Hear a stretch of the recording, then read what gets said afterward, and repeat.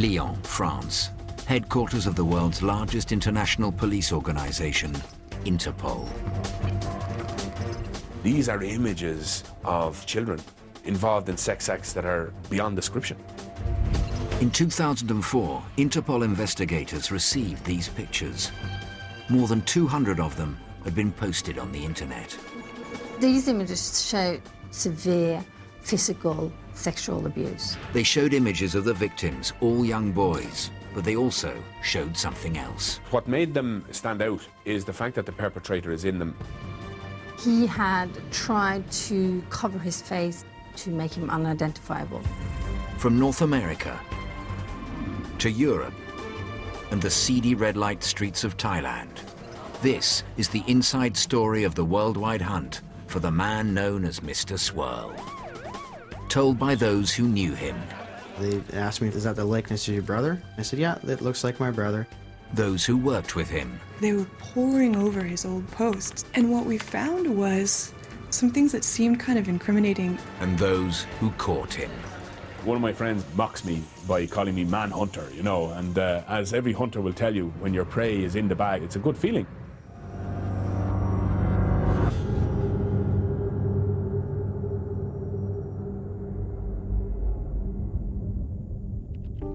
The internet. It's improved life for millions, but it also carries its own dark power. The internet, the place where paedophiles and peddlers of child abuse ply their trade. The increase in child pornography produced, viewed and traded on the internet is also now leading to the abuse of ever more children. The internet has provided a perfect arena for people that want to exchange images of abuse. Lead you across to these child sexual abuse websites. To find girls as young as 13 with... Whereas before, obtaining abusive images of children was quite a difficult task. You would have to go to sort of sordid little shops. Now these images travel freely on the internet, and you can download them from just about anywhere in the world. It's important to remember that the person who wanted access to this material prior to the internet had to run the risk of arrest, of discovery. The internet got rid of all that. The internet brought it into people's homes. From police forces across the world, Interpol has collected nearly 500,000 images of child abuse. But nothing quite like the pictures passed to them in 2004. A mixture of innocent tourist snaps and images of brutal sexual assaults. Plus, in this case, a particular twist. In all of them, the attacker had used a trademark camouflage. We can see straight away that he has disguised his face. Now, he did this by using just a simple editing software. Some of the images were swirled in this way. So, how to unswirl the image? German computer experts were brought in to help solve the puzzle. Interpol's specialist investigator is Mick Moran, a detective from Dublin, on secondment from the Irish police. The situation you have is that a picture is just millions and millions of dots, coloured dots, and they're called pixels. The pixel information does not change, it's just moved. So if you can create a situation where you can move it back, then you create this.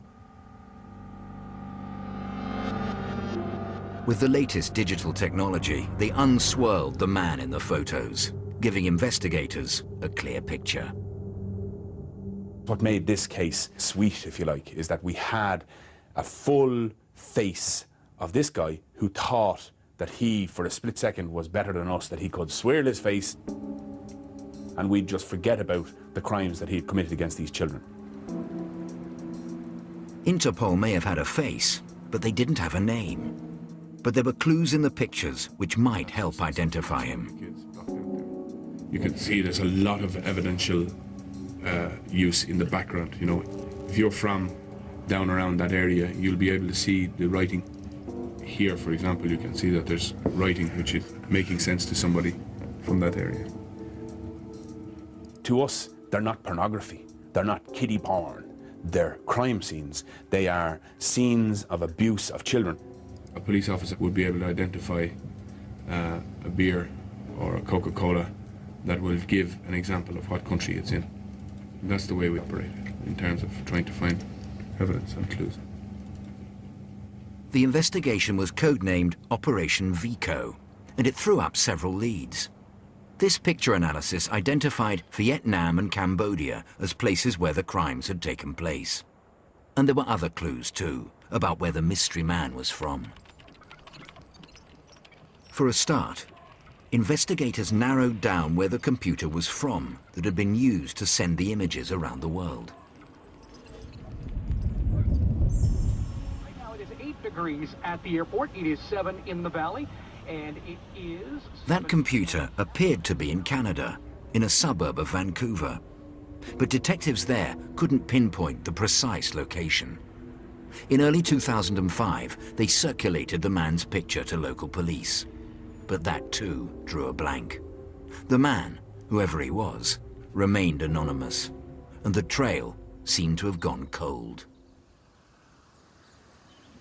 September 2006. Back at Interpol headquarters in France, detectives hunting Mr Swirl decided on a fresh approach, issuing a so-called blue notice, an appeal for information that will be sent out to police forces worldwide.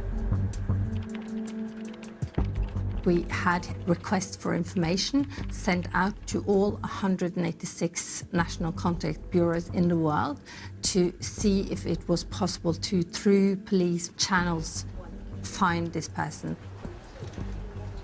And that didn't work. We reached a dead end in all of those efforts. It doesn't surprise me that this guy was not located. Sex crime against children is often under the radar.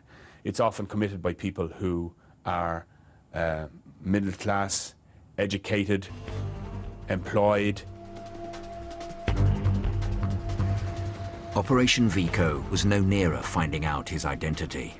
But detectives were about to get a breakthrough.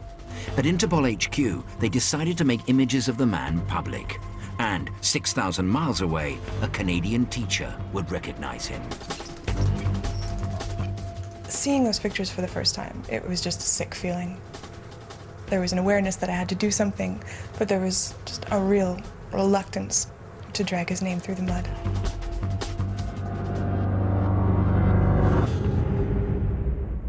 Just to warn you, this program contains flash photography. For 3 years, Interpol had tried to find the name of the man known only as Mr Swirl. Photos taken in Southeast Asia showed him abusing young boys, and incredibly, he'd posted them on the internet. After unswirling his face, detectives issued them to police forces around the world, but no one could identify him. Then, in October 2007, Interpol made a historic decision. For the first time in the organization's 84-year history, it issued a global public appeal.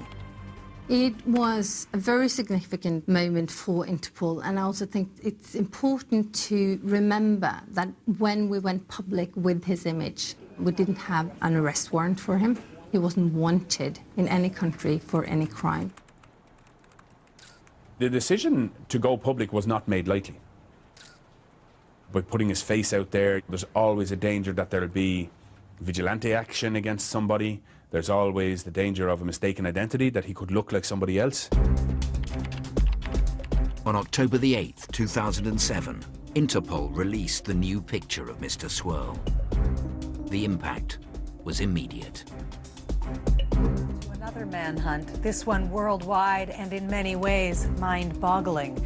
The international police agency Interpol has appealed for help in tracking down a pedophile who used the internet to post pictures of himself abusing children.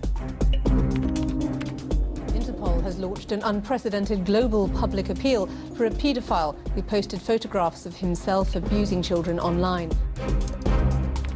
We had hundreds of messages coming in from the public, naming different people as a potential perpetrator. Obviously, we had a lot of messages like, oh, it's definitely my ex-husband, you know, it's definitely him. It's quite obviously a vindictive message. But you also have simple ones like, oh yes, he sells cigarettes on the corner, a street corner in Karachi on a Tuesday. 6,000 miles away from Interpol headquarters in Lyon, in South Korea, crucial information was coming in.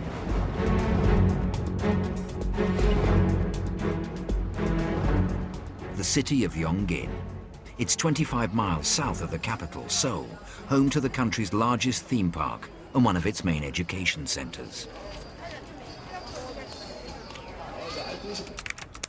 It has a small, thriving foreign community, many teaching English as a second language, who keep in touch through a popular local website. Somebody posted a link, and it included these pictures.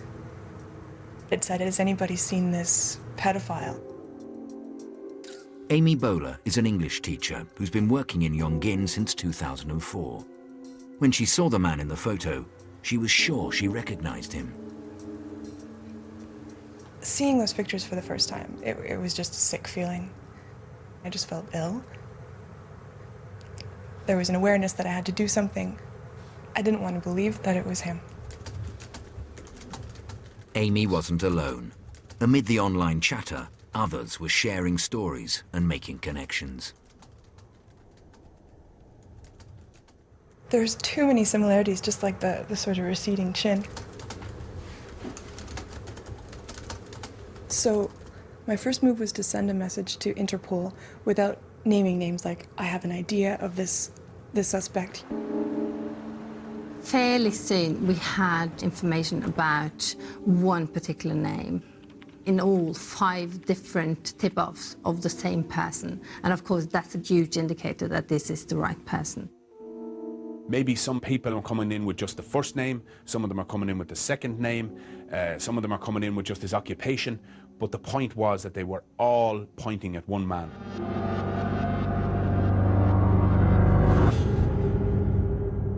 And that one man was Christopher Paul Neal. It didn't surprise us that he was a school teacher in Southeast Asia. The thing was, of course, now to trace him to exactly where he was. We learned very quickly he was Canadian, and so we put things in motion. Vancouver, 5,000 miles away from Interpol headquarters. Now that Interpol had Neal's name, they were able to alert Canadian police. Very soon, local detectives were heading for the suburb of Maple Ridge, an hour's drive east. They left a message on my answer machine at my home number while I was on fishing vacation. I called the number. I spoke to a member of the police, and she said that she didn't want to discuss the issue over the phone. I was kind of a little curious about why that, what the cloak and dagger was about.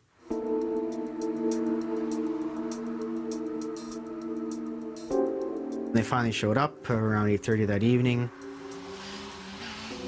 First they asked me what I thought it was about. I had no idea. So then they said, well, it's about your brother, Chris. Then they said that we'd like you to identify some photos. They asked me if is that the likeness of your brother? And I said, yeah, that looks like my brother. And afterwards they said what the allegations were. I started shaking a bit.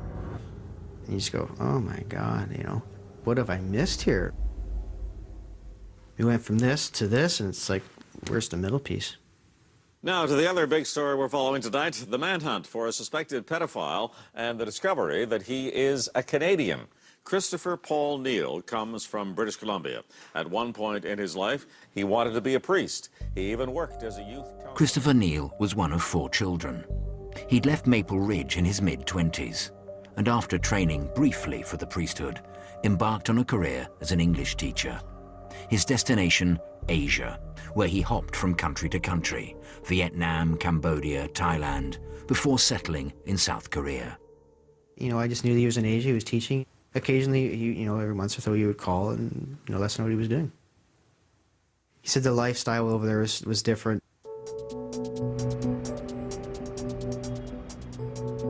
But on the other side of the world in South Korea, Christopher Neal had suddenly gone quiet. And friends and colleagues were discovering more clues that pointed to him being Mr Swirl.